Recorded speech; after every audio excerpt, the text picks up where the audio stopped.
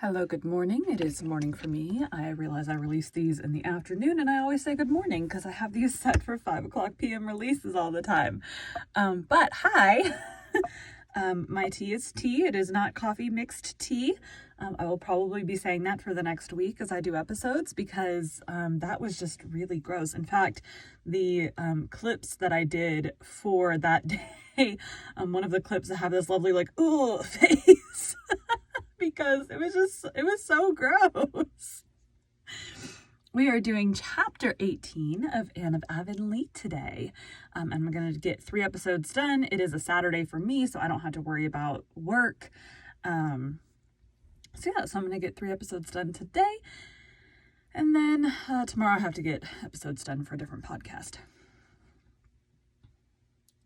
Actually, I may try to finish up the behind the story today too, because she'd just been flapping out in the breeze. I keep I keep running out of time. I'm trying to get ahead. I have a podcast conference coming up, so I have to have a week of episodes ready, and I won't be recording that week, so I have to have them all loaded in ahead of time. So right now I'm actually recording 3 podcast episodes a day to get me up ahead of that. And I typically record 5 days a week. Fridays I go grocery shopping in the morning, so I can't record then, and I don't like to record after a whole day of narrating. My voice is tired. And then on Sundays I like to generally take the day off, but tomorrow I'm gonna do my other podcast, and I'll probably do that for a while because I need to get ahead in those guys too. I've been waiting till the last minute. The episode I need to record tomorrow, it's the one for this coming Monday, so I'm slacking. 18. An adventure on the Tory road. Anne, said Davy, sitting up in bed and propping his chin on his hands. Anne, where is sleep? People go to sleep every night, and of course I know it's the place where I do the things I dream, but I want to know where it is and how I get there and back without knowing anything about it. And in my nightie, too. Where is it? Anne was kneeling at the west gable window watching the sunset sky that was like a great flower with petals of crocus and a heart of fiery yellow. She turned her head at Davy's question and answered dreamily, over the mountains of the moon, down the valley of the shadow. Paul Irving would have known the meaning of this, or made a meaning out of it for himself if he didn't, but practical Davy, who, as Anne often despairingly remarked, hadn't a particle of imagination, was only puzzled and disgusted. Anne, I believe you're just talking nonsense. Of course I was, dear boy. Don't you know that it is only very foolish folk who talk sense all the time? Well, I think you might give a sensible answer when I ask a sensible question, said Davy in an injured tone. Oh, you are too little to understand, said Anne. Yeah, let's redo that. Sniff, sniff. Oh, you are too little to understand, said Anne. But she felt rather ashamed of saying it, for had she not, in keen remembrance of many similar snubs administered in her own early years, solemnly vowed that she would never tell any child it was too little to understand? Yet here she was doing it. So wide sometimes is the gulf between theory and practice. Well, I'm doing my best to grow, said Davy, but it's a thing you can't hurry much. If Marilla wasn't so stingy with her jam, I believe I'd grow a lot faster.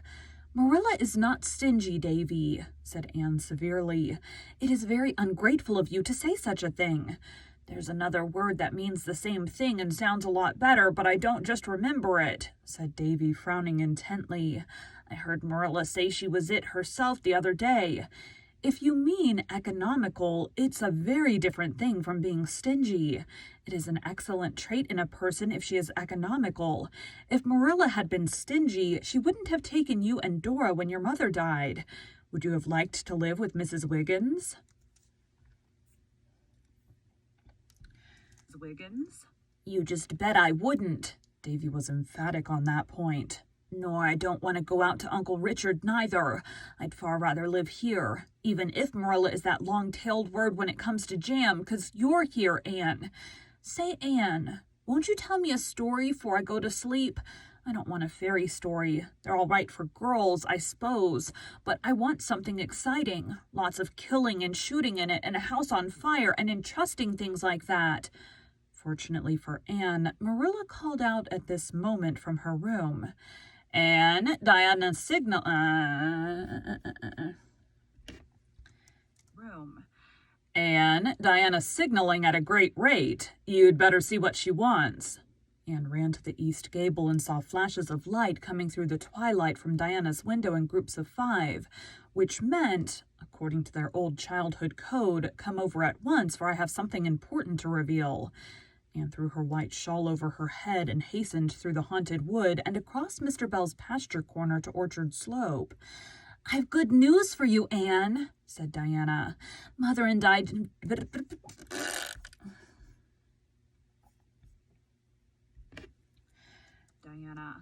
Mother and I have just got home from Carmody, and I saw Mary Setner from Spencer Vale in Mr. Blair's store.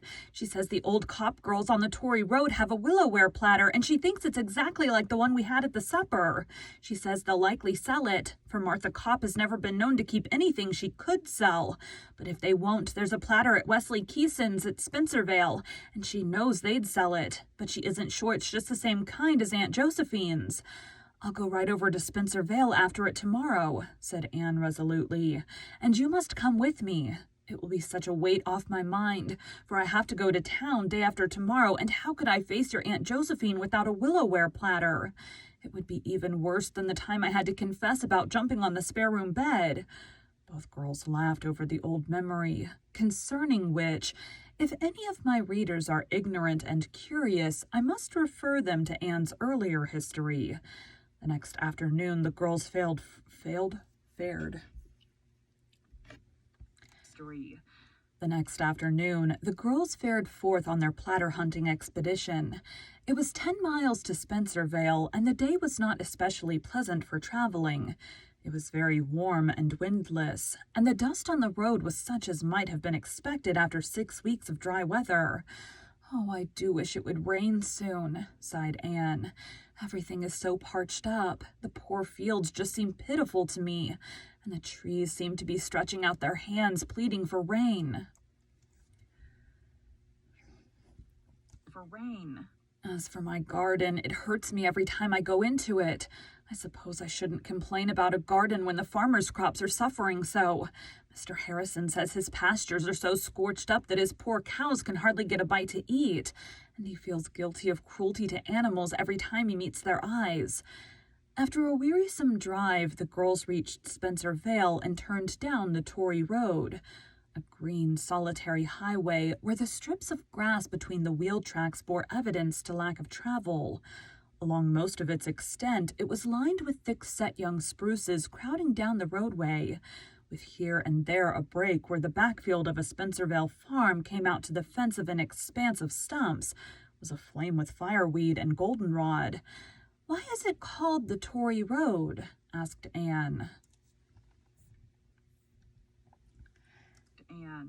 "Mr. Allen says it is on the principle of calling a place a grove because there are no trees in it," said Diana, "for nobody lives along the road except the Cop girls and old Martin Boiver at the further end, who is a Liberal. The Tory government ran the road through when they were in power just to show they were doing something." Diana's father was a Liberal, for which reason she and Anne never discussed politics. Green Gables folk had always been conservatives. Finally, the girls came to the old Cop homestead, a place of such exceeding external neatness that even Green Gables would have suffered by contrast. The house was a very old-fashioned one, situated on a slope, which fact had necessitated the building of a stone basement under one end. The house and outbuildings were all whitewashed to a condition of blinding perfection, and not a weed was visible in the prim kitchen garden surrounded by its white paling. "The shades are all down," said Diana ruefully. "I believe that nobody is home." This proved to be the case. The girls looked at each other in perplexity. "I don't know what to do," said Anne. "If I were sure the platter was the right kind, I would not mind waiting until they came home. But if it isn't, it may be too late to go to Wesley Keeson's afterward." Diana looked at a certain little square window over the basement. That is the pantry window, I feel sure, she said, because this house is just like Uncle Charles's at Newbridge, and that is their pantry window. The shade isn't down, so if we climbed up on the roof of that little house, we could look into the pantry and might be able to see the platter. Do you think it would be any harm? No, I don't think so, decided Anne after due reflection, since our motive is not idle curiosity. This important point of ethics being settled, Anne prepared to mount the aforesaid little house, a construction of laths with a peaked roof which had in times past served as a habitation for ducks. Ducks? The Copp girls had given up keeping ducks because they were such untidy birds, and the house had not been in use for some years, save as an abode of correction for setting hens. Although scrupulously whitewashed, it had become somewhat shaky, and Anne felt rather dubious as she scrambled up from the vantage point of a keg placed on a box. I'm afraid it won't bear my weight, she said as she gingerly stepped on the roof. Lean on the windowsill, advised Diana, and Anne accordingly leaned. Much to her delight, she saw as she peered through the pane a willowware platter, exactly such as she was in quest of on the shelf in front of the window. So much she saw before the catastrophe came. In her joy, Anne forgot the precarious nature of her footing, incautiously ceased to lean on the windowsill, gave an impulsive little hop of pleasure, and the next moment she had crashed through the roof up to her armpits. And there she hung, quite unable to extricate herself. Diana dashed into the duck house and, seizing her unfortunate friend by the waist, tried to draw her down.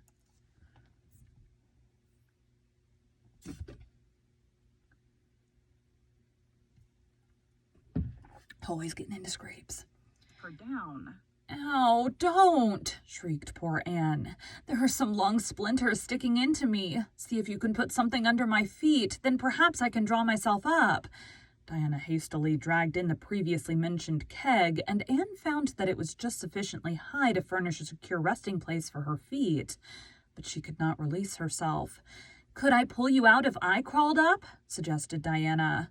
Anne shook her head hopelessly. No, the splinters hurt too badly. If you can find an axe, you might chop me out, though, oh dear, I do really begin to believe that I was born under an ill-omened star. Diana searched faithfully, but no axe was to be found. I'll have to go for help, she said, returning to the prisoner. No, indeed you won't, said Anne vehemently. If you do, the story of this will get out everywhere, and I shall be ashamed to show my face. No, we must just wait until the Copp girls come home and bind them to secrecy. They'll know where the axe is and get me out. I'm not uncomfortable as long as I keep perfectly still. Not uncomfortable in body, I mean. I wonder what the Copp girls value this house at. I shall have to pay for the damage I've done, but I wouldn't mind that if I were only sure they would understand my motive in peeping in at their pantry window. My sole comfort is that the platter is just the kind I want, and if Miss Copp will only sell it to me, I shall be resigned to what has happened. What if the Copp girls don't come home until after night, or till tomorrow? Suggested Diana. If they're not back by sunset, you'll have to go for other assistance, I suppose, said Anne reluctantly. But you mustn't go until you really have to. Oh dear, this is a dreadful predicament. I wouldn't mind my misfortunes so much if they were romantic as Miss Morgan's heroines always are. But they are always just simply ridiculous. Fancy what the Copp girls will think when they drive into their yard and see a girl's head and shoulders sticking out of the roof of one of their outhouses. Listen, is that a wagon? No, Diana, I believe it is thunder. Thunder it was, undoubtedly, and Diana, having made a hasty pilgrimage around the house, returned to announce that a very black cloud was rising rapidly in the northwest. I believe we're going to have a heavy thunder shower, she exclaimed in dismay. Oh, Anne, what will we do? We must prepare for it, said Anne tranquilly. A thunderstorm seemed a trifle in comparison with what had already happened. You'd better drive the horse and buggy into that open shed. Fortunately, my parasol is in the buggy. Here, take my hat with you. Marilla told me I was a goose to put on my best hat to come to the Tory road, and she was right, as she always is. Neighbors driving off. We'll wait for them to drive off with their loud vehicle. It's one of those, like, probably, I don't know how old the van is. It's a white van, and it makes a lot of noise. But it picks up on the mic.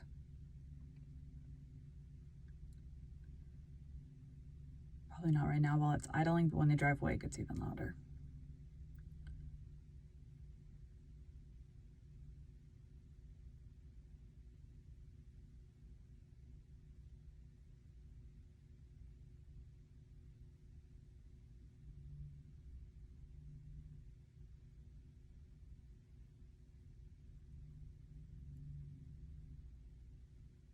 Drive away.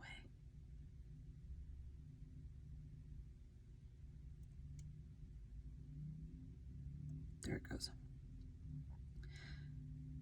Wait for the sound to go away.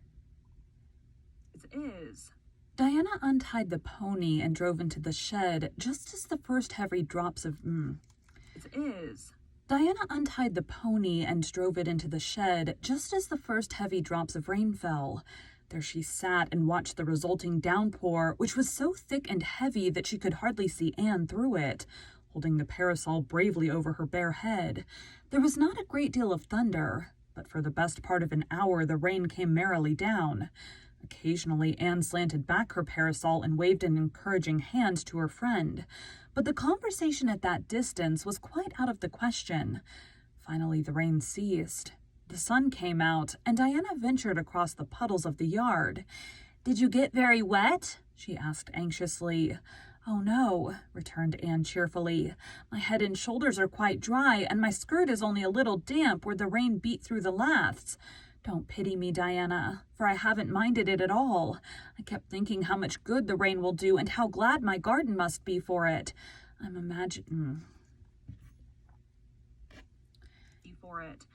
imagining what the flowers and buds would think when the drops began to fall. I imagined out a most interesting dialogue between the asters and the sweet peas and the wild canaries and the lilac bush and the guardian spirit of the garden. When I go home, I mean to write it down. I wish I had a pencil and paper to do it now, because I dare say I'll forget the best parts before I reach home." Diana the faithful had a pencil and discovered a sheet of wrapping paper in the box of the buggy. Anne folded up her dripping parasol, put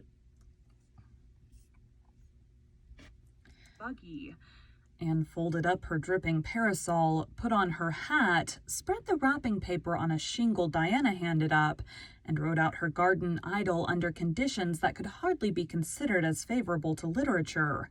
Nevertheless, the result was quite pretty, and Diana was enraptured when Anne read it to her. "Oh, Anne, it's sweet, just sweet. Do send it to the Canadian woman." Anne shook her head. "Oh, no, it wouldn't be suitable at all. There is no plot in it, you see. It's just a string of fancies. I like writing such things, but of course nothing of the sort would ever do for publication, for editors insist on plots, so Priscilla says. Oh, there's Miss Sarah Copp now. Please, Diana, go and explain." Explain. Miss Sarah Copp was a small person, garbed in shabby black, with a hat chosen less for vain adornment than for qualities that would wear well. She looked as amazed as might be expected on seeing the curious tableau in her yard. But when she heard Diana's explanation, she was all sympathy.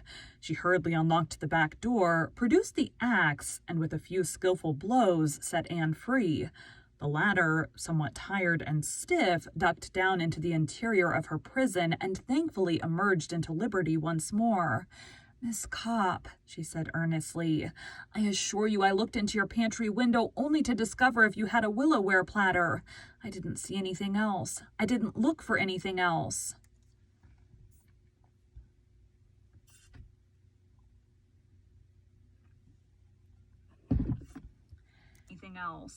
Bless you, that's all right, said Miss Sarah amiably. You needn't worry, there's no harm done.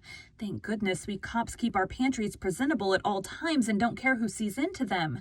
As for that old duck house, I'm glad it's smashed, for maybe now Martha will agree to having it taken down. She never would before for fear it might come in handy sometime, and I've had to whitewash it every spring. But you might as well argue with the post as with Martha. She went to town today. I drove her to the station. And you want to buy my platter? Well, what will you give for it? $20, said Anne, who was never meant to match business wits with a cop, or she would not have offered her price at the start. Well, I'll see, said Miss Sarah cautiously. That platter is mine, fortunately, or I'd never dare to sell it when Martha wasn't here. As it is, I dare say she'll raise a fuss. Martha's the boss of this establishment, I can tell you. I'm getting awful tired of living under another woman's thumb. But come in. You must be real tired and hungry. I'll do the best I can for you in the way of tea, but I warn you not to expect anything but bread and butter and some cow cucumbers. Martha locked up all the cake and cheese and preserves before she went. She always does because she says I'm too extravagant with them if company comes. The girls were hungry enough to do justice to any fare, and they enjoyed Miss Sarah's excellent bread and butter and cow cucumbers thoroughly. Cowcumbers. Whatever. Thoroughly. When the meal was over, Miss Sarah said, I don't know as I mind selling the platter, but it's worth $25. It's a very old platter.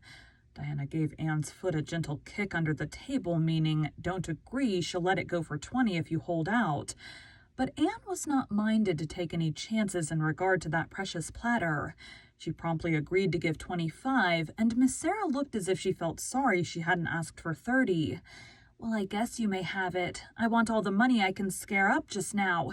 The fact is, Miss Sarah threw up her head importantly with a proud flush on her thin cheeks, I'm going to be married to Luther Wallace. He wanted me 20 years ago. I liked him real well, but he was poor then and Father packed him off. I suppose I shouldn't have let him go so meek, but I was timid and frightened of Father. Besides, I didn't know men were so scarce. When the girls were safely away, Diana driving and Anne holding the coveted platter carefully on her lap, the green, rain-freshened solitudes of the Tory road were enlivened by ripples of girlish laughter. I'll amuse your Aunt Josephine with the strange eventful history of the afternoon when I go to town tomorrow. We've had a rather trying time, but it's over now. I've got the platter, and that rain has laid the dust perfectly. Over now. I've got the platter, and the rain has laid the dust beautifully, so all's well that ends well. We're not home yet, said Diana rather pessimistically, and there's no telling what may happen before we are. You're such a girl to have adventures, Anne. Having adventures comes natural to some people, said Anne serenely. You just have a gift for them, or you haven't. Okay, that's the end of that one. Thanks, guys.